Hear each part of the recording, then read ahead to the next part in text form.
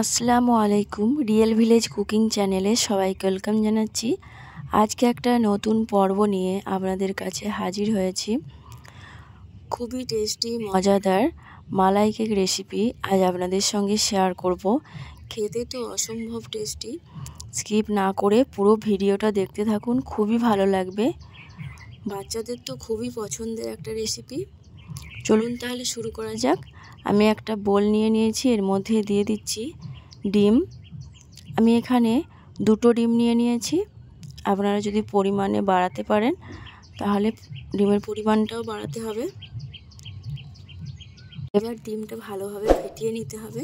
আমি একটা চামচের সাহায্যে এইভাবে ভালোভাবে ফেটিয়ে নিচ্ছি।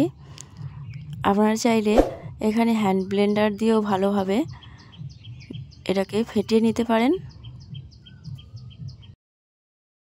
বন্ধুরা, স্কিপ না করে পুরো ভিডিওটা দেখতে হবে। আর আপনারা যদি আমার চ্যানেলে নতুন হয়ে থাকেন, চ্যানেলে লাইক দিয়ে সাবস্ক্রাইব করে পাশে থাকবেন। ভালোভাবে ফেটানো হওয়ার পর আমি দিয়ে দিচ্ছি গুঁড়ো চিনি। 2 টেবিল চামচের মতো গুঁড়ো চিনি দিয়ে দিয়েছি। আপনারা যদি মিষ্টিটা বেশি খেতে পছন্দ করেন সেক্ষেত্রে মিষ্টিটা আর একটু বাড়িয়ে দেবেন, কারণ আমি আবারও মালাই যখন বানাবো সেক্ষেত্রে আবারও আমাকে সেখানে মিষ্টি দিতে হবে।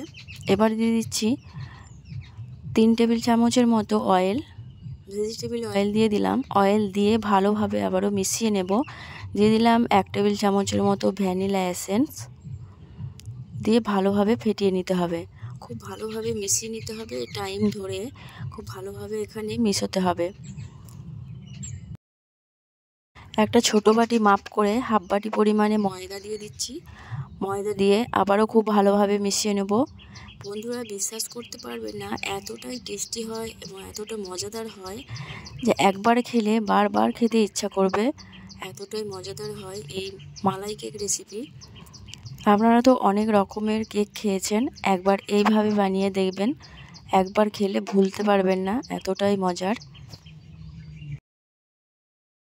এখানে খুব ভালোভাবে মিশিয়ে নিতে হবে ময়দা এবং ডিমের মিশ্রণ। বন্ধুরা, আমার এই রেসিপি কেমন লাগে, প্রতিটা রেসিপি যদি ভালো লাগে কমেন্টে অবশ্যই জানাবেন। আপনারা জানালে কি হয়, বাড়ার আগ্রহ হয় এবং নিত্য নতুন রেসিপি আপনাদের সঙ্গে শেয়ার করতে ইচ্ছা হয়। এই দেখুন, খুব ভালোভাবে ফেটিয়ে নেওয়ার পর আমি দিয়ে দিলাম 1 টেবিল চামচের মতো বেকিং পাউডার। বেকিং পাউডার দিয়েও খুব ভালোভাবে মিশিয়ে নিতে হবে।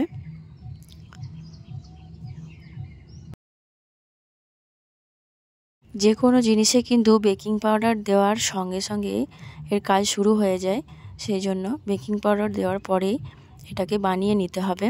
খুব ভালোভাবে আমি যখন ফেটিয়ে নিয়েছি, এই দেখুন ঘনত্বটা আমার ঠিক এই রকম হয়েছে। আমি আপনাদের ভালোভাবে দেখিয়ে দিচ্ছি। এই দেখুন, দেখেই বুঝতে পারছেন এটা আমার রেডি হয়ে গেছে। এবার আমি যেটাতে কেক বানাবো সেই রকম একটা পাত্র নিয়ে নিয়েছি।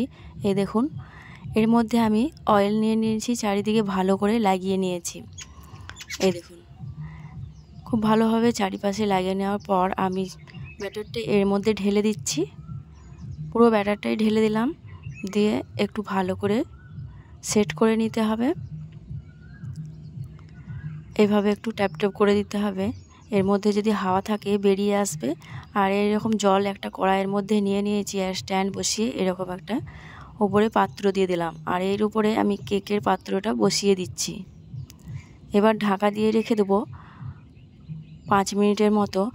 আর আমি ওটা জলের ভাপে কেকটা বানাচ্ছি। এত সুন্দর কেক হয় এই জলের ভাপে। এবার আমি এখানে মালাইটা বানিয়ে নেব। এখানে নিয়ে নিলাম 1 টেবিল চামচের মতো চিনি। আমি চিনিটাকে ক্যারামেল বানিয়ে নেব। এই দেখুন, কালারটা কত সুন্দরভাবে চেঞ্জ হয়ে এসেছে। খুব বেশি লাল করা যাবে না, নাহলে তেতো গন্ধ হতে পারে, তেতো লাগবে। ঠিক কালারটা এইরকম আসবে। এর মধ্যে দিয়ে দিচ্ছি দুধ। আমি দুধ আগের থেকে জাল দিয়ে গাঢ় করে রেখেছিলাম। আমি এই দেখুন দিয়ে দিলাম, দিয়ে ভালোভাবে চিনিটাকে গলিয়ে মিশিয়ে নিচ্ছি। আপনি যখন এর মধ্যে দুধটা দেবেন একটু চিনিটা শক্ত হয়ে যাবে, আর 1 মিনিটের মধ্যেই দেখবেন পুরো চিনিটা গলে যাবে। দিয়ে দিচ্ছি 3 টেবিল চামচের মতো গুঁড়ো দুধ, আর এর মধ্যে দুধ দিয়ে আমি মিশিয়ে নেব। আর এই ক্যারামেলের মধ্যে দিয়ে দিলাম গুঁড়ো দুধ। অনবরত মালাইটা রেডি হয়ে গেছে, মিশিয়ে নিতে হবে। এবারে গ্যাসের ফ্লেমটা অফ করে দেব। এখানে আমি যে কেকটা বানাতে দিয়েছি কেকটাও রেডি হয়ে গেছে। এই দেখুন কতটা ফুলেছে দেখুন, আর নরম তুলতুলে হয়েছে। এই দেখুন আমি এটা চেক করে নিচ্ছি ভেতরটা খুব ভালোভাবে হয়েছে কিনা। এই দেখুন খুব ভালোভাবে ভেতরটাও হয়ে গেছে। এটাকে আমি নামিয়ে নেব আর চারিপাশটা চাকুর সাহায্যে ছাড়িয়ে নেব। একটা প্লেটের মধ্যে নিয়ে নিচ্ছি। এই দেখুন নরম তুলতুলে এই কেক হয়েছে জলের ভাপে। এর মধ্যে যে মালাইটা বানিয়ে রেখেছি মালাইটা দিয়ে দিচ্ছি উপর থেকে। মালাইটা দেওয়ার আগে কিন্তু একটু ছিদ্র ছিদ্র করে নিতে হবে। চারিপাশে ভালোভাবে মালাই দিয়ে দিলাম। দেখুন বন্ধুরা মালাইটা দেওয়ার পর এতটাই নরম হয়ে গেছে, খুবই নরম তুলতুলে। আপনারা যদি মালাইয়ের পরিমাণটা বাড়াতে চান সেক্ষেত্রে মালাইয়ের পরিমাণটা আবারও বাড়িয়ে নিতে হবে। আর যদি কিছুটা দিতে চান আরও নরম তুলতুলে পুরোটাই যদি করতে চান, আমি দেখুন অর্ধেকটা মালাইয়ের কেক বানিয়েছি। আর পুরোটা আমি এইভাবে কেটে নেব ছোট ছোট পিস করে। আর ওপর থেকে আমি দিয়ে দেবো গোলাপের পাপড়ি, যাতে করে দেখতে সুন্দর লাগবে। আর এমনিতেও যদি গোলাপের পাপড়ি না দেন খেতে কিন্তু অসম্ভব টেস্টি লাগবে। এতটাই টেস্টি হয় বন্ধুরা, যে খাবে একবার খেলে মন ভরবে না, বারবার খেতে ইচ্ছা করবে। এতটাই নরম আর ক্রিমি ভাব। বাড়িতে আপনারা একবার হলেও ট্রাই করে দেখবেন। আর আমার এই রেসিপি আপনাদের কেমন লাগলো কমেন্টে অবশ্যই জানাবেন।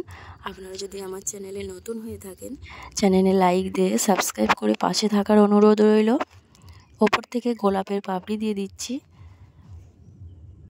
এইভাবে বানিয়ে ফ্রিজের মধ্যে রেখে দেবেন, যখন খুশি ইচ্ছে মতো বার করে খেতে পারবেন। এই দেখুন জলের ভাপে মালাই কেক কতটা সহজভাবে আপনাদের সঙ্গে শেয়ার করলাম। আপনাদের একটা ভেঙেও দেখাচ্ছি। এই দেখুন ভেতরটা খুবই নরম। কথা না বাড়িয়ে আজকের রেসিপি এখানেই শেষ করছি।